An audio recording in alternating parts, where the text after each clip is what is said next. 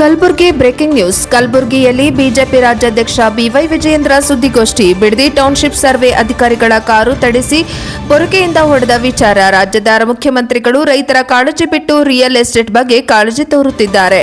ರಾಜ್ಯದ ಸಿಎಂ ರೈತರ ಸಿಟ್ಟು ಎದುರಿಸಬೇಕಾಗಿದೆ. ಸಿಎಂ ಮೊದಲು ರೈತರ ಕಾಳಜಿಗೆ ಆದ್ಯತೆ ಆಗಬೇಕಿತ್ತು. ರೈತರ ಹಿತಾಸಕ್ತಿ ಬಿಟ್ಟು ರಿಯಲ್ ಎಸ್ಟೇಟ್ ಆದ್ಯತೆ ಕೊಟ್ಟಿದ್ದಾರೆ.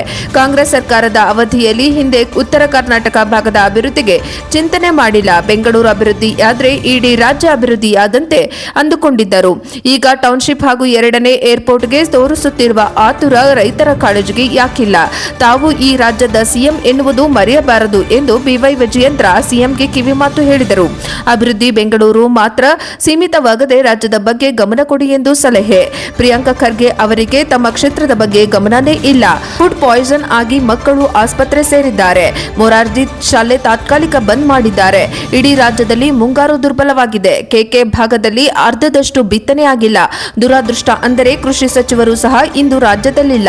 ಸಿಎಂ ಆಗಿ 1 ತಿಂಗಳು ಆದರೂ ಕೃಷಿ ಸಚಿವರಿಲ್ಲ. ಮೊನ್ನೆ ಸಿಎಂ ದೊಡ್ಡ ಮನಸ್ಸು ಮಾಡಿ ಬಸವ ಕಲ್ಯಾಣದತ್ತ ಬಂದು ಹೋಗಿದ್ದಾರೆ.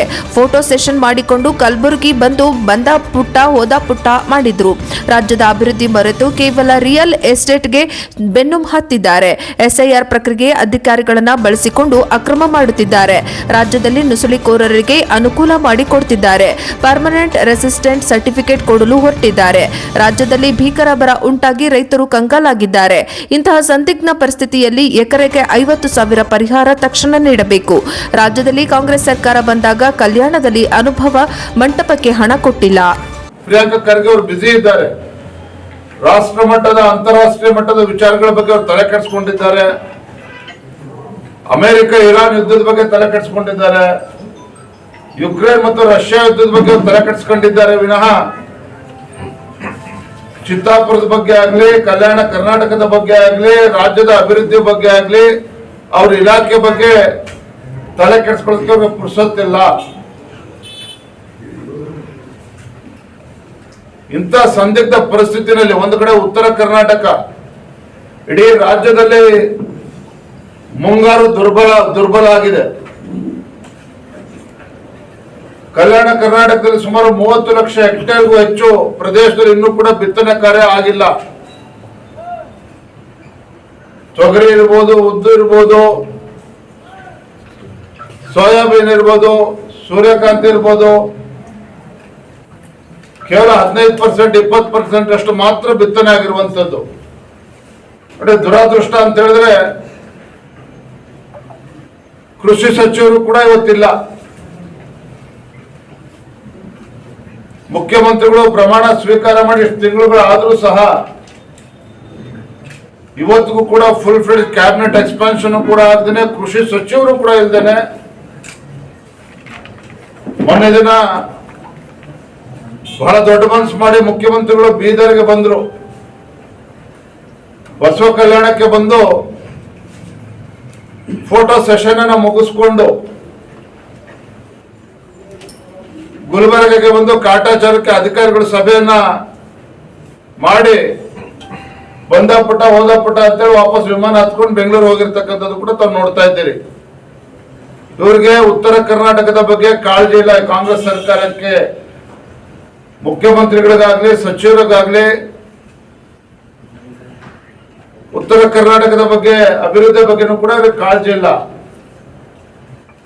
ಇಡೀ ಮುಖ್ಯಮಂತ್ರಿಗಳ ಸಚಿವ ಸಂಪುಟ ಎಲ್ಲವನ್ನೂ ಕೂಡ ಮರೆತು, ರಾಜ್ಯದ ಅಭಿವೃದ್ಧಿಯನ್ನು ಕೂಡ ಮರೆತು ಕೇವಲ ರಿಯಲ್ ಎಸ್ಟೇಟ್ಗೆ ಸೀಮಿತ ಆದಂತ ಕಾಣ್ತಾ ಇದೆ. ಮತ್ತೊಂದು ಕಡೆ ಕೇಂದ್ರ ಚುನಾವಣಾ ಆಯೋಗ ಎಸ್ಐಆರ್ ಸ್ಪೆಷಲ್ ಇಂಟೆನ್ಸಿವ್ ರಿವಿಷನ್, ಮತದಾರ ಪಟ್ಟಿ ಪರಿಷ್ಕರಣೆ, ಅಕ್ರಮ ಮತದಾರನ ಪತ್ತೆ ಹಚ್ಚಬೇಕು, ಮತದಾರ ಪಟ್ಟಿ ಸ್ವಚ್ಛಗೊಳಿಸಬೇಕು ಅನ್ನುವ ಒಂದು ಸದುದ್ದೇಶದಿಂದ ಎಸ್ಐಆರ್ ಅನ್ನ ಮಾಡ್ತಾ ಇದ್ರೆ ಅಧಿಕಾರಿಗಳ ಮೇಲೆ ಒತ್ತಡವನ್ನು ಹೇರಿ ಅಧಿಕಾರಿಗಳ ದುರ್ಬಳಕೆಯನ್ನ ಮಾಡಿಕೊಂಡು ಆ ಎಸ್ಐಆರ್ ಪ್ರಕ್ರಿಯೆ ಕೂಡ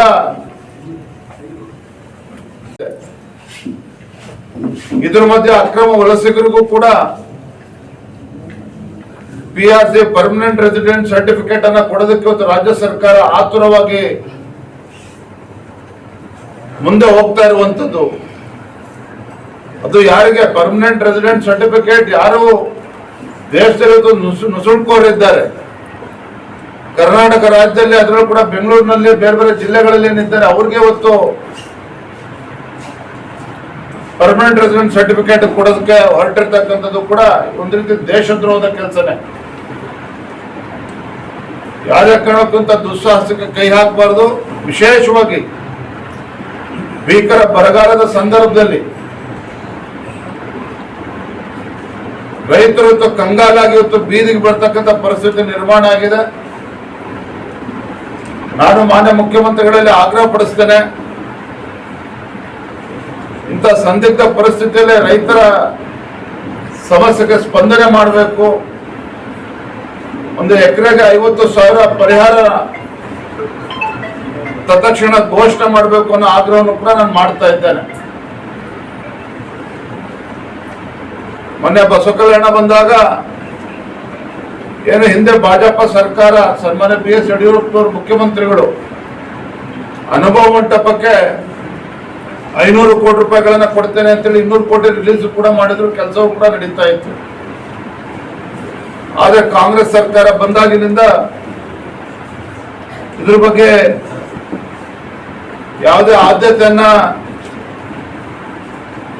ನೀಡಿದ್ದೇನೆ. ಈಗೇನೋ ಮೊನ್ನೆ ಭರವಸೆ ನೀಡಿದ್ದಾರೆ, ತಕ್ಷಣ ಹಣವನ್ನು ಬಿಡುಗಡೆ ಮಾಡ್ತೇನೆ ಅಂತೇಳಿ. ಇದ್ರ ಬಗ್ಗೆನೂ ಕೂಡ ಹಣವನ್ನು ಬಿಡುಗಡೆ ಮಾಡಿ ಅನುಭವ ಮಂಟಪ ಪೂರ್ಣಗೊಳಿಸೋ ನಿಟ್ಟಿನಲ್ಲಿ ಕ್ರಮನ ಕೈಗೊಳ್ಳಬೇಕು ಅಂತೇಳಿ ಸಂದರ್ಭದಲ್ಲಿ ನಾನು ಮತ್ತೊಮ್ಮೆ ಆಗ್ರಹವನ್ನು ಪಡಿಸ್ತಾ ಇದ್ದೇನೆ.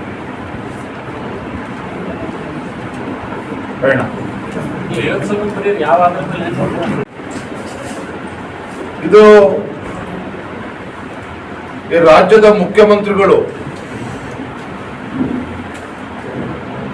ರೈತರ ಬಗ್ಗೆ ಕಾಳಜಿ ಇರ್ದೇನೆ ರಿಯಲ್ ಎಸ್ಟೇಟ್ ಬಗ್ಗೆ ಕಾಳಜಿನ ತೋರ್ತಾ ಇರ್ತಕ್ಕಂಥ ರಾಜ್ಯದ ಮುಖ್ಯಮಂತ್ರಿಗಳು DK ಶಿವಕುಮಾರ್ ಅವರು ಏನಿದ್ದಾರೆ, ಇವರ ಧೋರಣೆಯ ಪರಿಣಾಮವಾಗಿ ಇವತ್ತು ಅಧಿಕಾರಿಗಳು ರೈತರ ಬಿಸಿಯನ್ನ ಎದುರಿಸಬೇಕಾಗಿದೆ, ರೈತರ ಸಿಟ್ಟನ್ನ ಎದುರಿಸಬೇಕಾಗಿದೆ. ರಾಜ್ಯದ ಮುಖ್ಯಮಂತ್ರಿಗಳಿಗೆ ರೈತರ ಹಿತಾಸಕ್ತಿಯನ್ನು ಕಾಪಾಡುವಂತಹ ಒಂದು ಮೊದಲ ಆದ್ಯತೆ ಅವ್ರದ್ದು ಆಗ್ಬೇಕಾಗಿತ್ತು. ರೈತರ ಹಿತಾಸಕ್ತಿಯನ್ನು ಬದಿಗಿಟ್ಟು ರಿಯಲ್ ಎಸ್ಟೇಟ್ ಇಂದ ಹೋಗ್ತಾ ಇರುವಂತಹ ಪರಿಣಾಮವಾಗಿ ಇವತ್ತು ರೈತರು ಬೀದಿಗಿಳಿದು ಹೋರಾಟ ಮಾಡುವಂತ ಸನ್ನಿವೇಶ ಬಿಡದಿನಲ್ಲಿ ಇವತ್ತು ನಿರ್ಮಾಣ ಆಗಿದೆ. ನಾನು ಬೀದರ್ನಲ್ಲೂ ಕೂಡ ಮಾತಾಡ್ತಾ ಹೇಳ್ತಾ ಇದ್ದೆ, ನೂತನವಾಗಿ ಪ್ರಮಾಣ ವಚನ ಸ್ವೀಕಾರ ಮಾಡಿರುವಂತಹ ಮಾನ್ಯ ಮುಖ್ಯಮಂತ್ರಿಗಳು ಈ ಕಾಂಗ್ರೆಸ್ ಸರ್ಕಾರದ ಅವಧಿಯಲ್ಲಿ ಹಿಂದಿನ 3 ವರ್ಷಗಳ ಕಾಲ ಉತ್ತರ ಕರ್ನಾಟಕದ ಬಗ್ಗೆ ತಲೆ ಕೆಡಿಸ್ಕೊಳ್ಳೋಕೆ ಸಾಧ್ಯ ಆಗಲಿಲ್ಲ. ಹಿಂದಿನ ಮುಖ್ಯಮಂತ್ರಿಗಳಿಗೆ ಉತ್ತರ ಕರ್ನಾಟಕದ ಅಭಿವೃದ್ಧಿಯ ಬಗ್ಗೆ ಚಿಂತನೆ ಮಾಡಲಿಲ್ಲ, ಕಲ್ಯಾಣ ಕರ್ನಾಟಕದ ಅಭಿವೃದ್ಧಿ ಬಗ್ಗೆ ಚಿಂತನೆ ಮಾಡಲಿಲ್ಲ. ಬೆಂಗಳೂರು ಅಭಿವೃದ್ಧಿ ಆದರೆ ಇಡೀ ಕರ್ನಾಟಕ ರಾಜ್ಯ ಅಭಿವೃದ್ಧಿ ಅನ್ನೋ ಭಾವನೆ ಕಾಣ್ತಾ ಇತ್ತು. ಈಗ ಇರ್ತಕ್ಕಂಥ ಮುಖ್ಯಮಂತ್ರಿಗಳ ಧೋರಣೆನೂ ಕೂಡ ಅದೇ ಆಗಿರುವಂತದ್ದು. ಬಿಡದಿ ಟೌನ್ಶಿಪ್ ಬಗ್ಗೆ ತೋರ್ತಾ ಇರ್ತಕ್ಕಂಥ ಆತುರ, ಬೆಂಗಳೂರಿನ 2ನೇ ಏರ್ಪೋರ್ಟ್ ಬಗ್ಗೆ ತಲೆ ಕೆಡಿಸ್ಕೊಳ್ತಾ ಇರ್ತಕ್ಕಂಥ ಆತುರ ನೋಡಿದ್ರೆ ಇವ್ರ ಹಣೆ ಬರೋನು ಇಷ್ಟೇ ಅಂತಕ್ಕಂಥದ್ದು ಸ್ಪಷ್ಟವಾಗಿ ಗೊತ್ತಾಗ್ತಾ ಇದೆ. ನಾನು ಗೌರವಾನ್ವಿತ ಮುಖ್ಯಮಂತ್ರಿಗಳಲ್ಲಿ ತಮ್ಮ ಮುಖೇನ ಆಗ್ರಹ ಮಾಡ್ತೇನೆ. ಹಿಂದಿನೂ ಕೂಡ ಮಾತನ್ನ ಹೇಳಿದ್ದೆ, 2 ವರ್ಷದ ಕೆಳಗೆ, ಇವತ್ತು ಕೂಡ ಅನಿವಾರ್ಯವಾಗಿ ಮಾತನ್ನ ಹೇಳ್ತಾ ಇದ್ದೇನೆ, ತಾವು ಈ ರಾಜ್ಯದ ಮುಖ್ಯಮಂತ್ರಿಗಳು ಅನ್ನೋದನ್ನ ಮರಿಬಾರದು. ಅಭಿವೃದ್ಧಿ ಕೇವಲ ಬೆಂಗಳೂರಿಗೆ ಸೀಮಿತ ಆಗದೇನೆ ರಾಜ್ಯದ ಅಭಿವೃದ್ಧಿ ಬಗ್ಗೆ ತಲೆ ಕೆಡಿಸ್ಕೊಳ್ಬೇಕು. ವಿಶೇಷವಾಗಿ ಕಲ್ಯಾಣ ಕರ್ನಾಟಕದ ಬಗ್ಗೆ, ಇಲ್ಲಿರ್ತಕ್ಕಂಥ ಪರಿಸ್ಥಿತಿಯ ಬಗ್ಗೆ ಪಾಪ ಉಸ್ತುವಾರಿ ಸಚಿವರಿಗಂತೂ ಸಮಯ ಇಲ್ಲ, ಪ್ರಿಯಾಂಕಾ ಖರ್ಗೆ ಅವರಿಗೆ KDP ಸಭೆ ಮಾಡೋದಕ್ಕೂ ಸಮಯ ಇಲ್ಲ, ಅವರ ಕ್ಷೇತ್ರದಲ್ಲಿ ಫುಡ್ ಪಾಯ್ಸನ್ ಇಂದ ಆಗಿ 60-70 ವಿದ್ಯಾರ್ಥಿಗಳು ಇವತ್ತು ಆಸ್ಪತ್ರೆ ದಾಖಲಾಗಿ ಮೊರಾರ್ಜಿ ಶಾಲೆನೇ ಇವತ್ತು ತಾತ್ಕಾಲಿಕವಾಗಿ ಬಂದ್ ಮಾಡಿದ್ದಾರೆ. ನೀವೇ ನೋಡ್ತಾ ಇದ್ದೀರಿ. ಕೆಲವು ದಿನಗಳ ಹಿಂದೆ ಒಂದೆರಡು ದಿನ ಮಳೆ ಆಯ್ತು ಅಂತೇಳಿ ಪಾಪ ರೈತರು ಅಲ್ಲಿ ಇಲ್ಲಿ ಬಿತ್ತನೆ ಕಾರ್ಯ ಆಗಿದೆ, ಇಲ್ಲ ಅಂತೇನಿಲ್ಲ. ಆದ್ರೆ ಮೊಳಕೆನೂ ಕೂಡ ಬಂದಿಲ್ಲ. ಇಂಥ ದುಸ್ಥಿತಿ ಇವತ್ತು ರೈತರು ಇವತ್ತು ನೀವೇ ಮುಖ್ಯಮಂತ್ರಿಗಳು ಹೇಳಿದ್ರಲ್ಲ, ಎಲ್ಲಿ ರೈತರು ಇವತ್ತು ಮಳೆ ಅಭಾವ ಇದೆ, ದೇಶದಲ್ಲಿ ಅಭಾವ ಇದೆ, ಯಾವ್ದೇ ಕಣಕ್ಕೂ ಬಿತ್ತನೆ ಮಾಡಬೇಡಿ ಅಂತಾನೆ ಹೇಳಿದ್ರಿ. ಬಿತ್ತನೆ ಮಾಡಬೇಡಿ ಅಂತ ಹೇಳ್ತಕ್ಕಂಥದ್ದು ಸುಲಭ, ಆದ್ರೆ ರೈತರಿಗೆ ಪರಿಹಾರವನ್ನು ಕೊಡ್ಬೇಕಲ್ಲ. ಹಾಗಾದ್ರೆ ರೈತರ ಬದುಕನ್ನ ಕಟ್ಕೊಡ್ತಕ್ಕಂಥ ಕೆಲಸಕ್ಕೆ ಅವರು ಸಹಕಾರ ನೀಡಬೇಕಲ್ಲ ರಾಜ್ಯ ಸರ್ಕಾರ. ಅದಕ್ಕೆ NDRF ನಿಯಮಗಳೇ ಅಡ್ಡ ಬರ್ತಿದೆ ಅಂತ ಮುಖ್ಯಮಂತ್ರಿಗಳು ಇದೆಲ್ಲ ಕತೆ ಹೊಡೆಯೋದನ್ನ ಬಿಟ್ಟು ರೈತರ ಸಮಸ್ಯೆಗೆ ಸ್ಪಂದನೆ ಮಾಡಬೇಕು. ಬೀದರ್ ಹೋದಾಗಲೂ ಕೂಡ ರೈತರು ನನಗೆ ರೈತ ಸಂಘದಿಂದ ನನ್ನನ್ನು ಭೇಟಿ ಮಾಡಿ ಅವರು ಕೂಡ ಒಂದು ಮೆಮೊರಂಡಮ್ ಅನ್ನು ಕೂಡ ಕೊಟ್ಟರು. ಹಾಗಾಗಿ ರಾಜ್ಯದ ಪರಿಸ್ಥಿತಿ ಬಗ್ಗೆ ಮುಖ್ಯಮಂತ್ರಿಗಳು ಚೆನ್ನಾಗಿ ಗೊತ್ತಿದೆ, ಪರಿಹಾರ ನೀಡಬೇಕು ಅಂತ ಹೇಳಿ ಸಂದರ್ಭದಲ್ಲಿ ಆಗ್ರಹ ಪಡಿಸ್ತಾ ಹಿಂದೆ ಯಡಿಯೂರಪ್ಪನವರು ಮುಖ್ಯಮಂತ್ರಿಗಳಾಗಿದ್ದಾಗ NDRFಗಿಂತ ಬಡವರ ಕೇಳನಲ್ಲಿ ಸ್ಪೆಷಲ್ ಆಗಿ ಕೊಡ್ಲಿ. ಇವರು ಕೂಡ ಅಲ್ಲೋಗಿ ಬಿಡದಿ ಟೌನ್ಶಿಪ್ ಸಮಯ ಕೂಡ ಗೊತ್ತಾಗ್ತದೆ. ಕನಕಪುರ ಏರ್ಪೋರ್ಟ್ ಬಗ್ಗೆ ತಲೆ ಕೆಡಿಸ್ಕೊಳ್ತಾರೆ, ರೈತರ ಬಗ್ಗೆ ತಲೆ ಕೆಡಿಸ್ಕೊಳ್ಳಿ. ಬಡವರು ಮನೆ ಕಳ್ಕೊಂಡ್ರೆ NDRF ಪ್ರಕಾರ 1.25 ಲಕ್ಷ ಇದ್ರು ಕೂಡ ಹಿಂದಿನ ಬಿಜೆಪಿ ಸರ್ಕಾರ 3 ಲಕ್ಷ ಕೊಟ್ಟರಲ್ಲ ಬಡವರು ಮನೆ ಕಳ್ಕೊಂಡಾಗ. ಅದೇ ರೀತಿ ರಾಜ್ಯ ಸರ್ಕಾರ ಗಮನ ಹರಿಸಲಿ. ಕೇಂದ್ರ ಸರ್ಕಾರ ಯಾವಾಗ ನಮ್ದು ಸ್ಪೆಷಲ್ ಪ್ಯಾಕೇಜ್ ಕೊಡುತ್ತೆ? ಬರ ಬಂದ್ರು ಕೊಡಲ್ಲ, ನೆರೆ ಬಂದ್ರು ಕೊಡಲ್ಲ, ಪಕ್ಕದ ಬಿಹಾರ ಬಂದ್ರು ಕೊಡುತ್ತೆ, ಮಹಾರಾಷ್ಟ್ರ ಬಂದ್ರು ಕೊಡುತ್ತೆ. ಕರ್ನಾಟಕ ಬಗ್ಗೆ ಕೇಂದ್ರ ಸರ್ಕಾರ ಯಾಕೆ ಅಸಾಡೆ? ಒಂದೊಂದು ಸ್ಪೆಷಲ್ ಪ್ಯಾಕೇಜ್ ಕೊಟ್ಟಿದೆ. ಹಿಂದಿನ ಮುಖ್ಯಮಂತ್ರಿಗಳ ಧೋರಣೆನೂ ಕೂಡ ಗೊತ್ತಿದೆ. ಈಗ ಮುಖ್ಯಮಂತ್ರಿಗಳು ಬುದ್ಧಿವಂತರಿದ್ದಾರೆ, ತರದಲ್ಲಿ ಯಶಸ್ವಿ ಆಗ್ತಾರೆ, ಸಂಪೂರ್ಣ ವಿಶ್ವಾಸ. ಇವತ್ತಿನ ಪರಿಸ್ಥಿತಿ ಬಗ್ಗೆ ನಿಮ್ಗೆ ಯಾಕೆ ಬೇಸರ? ನಾನು ಇವತ್ತಿನ ರಾಜ್ಯದ ಪರಿಸ್ಥಿತಿ ಬಗ್ಗೆ ರೈತರ ಸಂಕಷ್ಟನ ಅರ್ಥ ಮಾಡ್ಕೊಂಡು ರಾಜ್ಯ ಸರ್ಕಾರ ಸ್ಪಂದನೆ ಮಾಡಲಿ ಅಂತ ಹೇಳ್ತಾ ಇದ್ದೀನಿ. ಬಿಡದಿನಲ್ಲಿ ಸರ್ವೆ ಹೋದಂತ ಅಧಿಕಾರಿಗಳ ಕಾರನ್ನ ತಡೆದು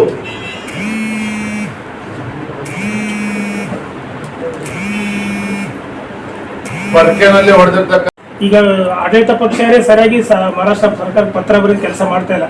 ನೀವು ವಿರೋಧ ಪಕ್ಷ, ನೀವು ಕೇಂದ್ರ ಸರ್ಕಾರದಿಂದ ಮಹಾರಾಷ್ಟ್ರ ಸರ್ಕಾರ ಒತ್ತಾಯಕ್ಕೆ ನಮ್ಮ ಪಾಲಿಗೆ ನೀರು ಬಿಡುವಂತ ನೀವು ಯಾಕೆ ಒತ್ತಡ ಆಗ್ಬಾರ್ದು? ಮುಖ್ಯಮಂತ್ರಿಗಳು ಇದ್ರ ಬಗ್ಗೆ ನಾನೇ ಮಹಾರಾಷ್ಟ್ರ ಮುಖ್ಯಮಂತ್ರಿ ಮಾತನಾಡ್ತೇನೆ ಅಂತ ಹೇಳಿದ್ದಾರೆ. ಮಾಡ್ಲಿ ಅವ್ರ ಪ್ರಯತ್ನ ಅವ್ರು ಮಾಡ್ಲಿ.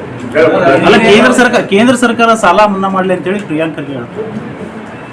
ನಾವೇ ಮಾಡ್ಬೇಕು ಕೇಂದ್ರ ಸರ್ಕಾರ ಬಂದಿದ್ರು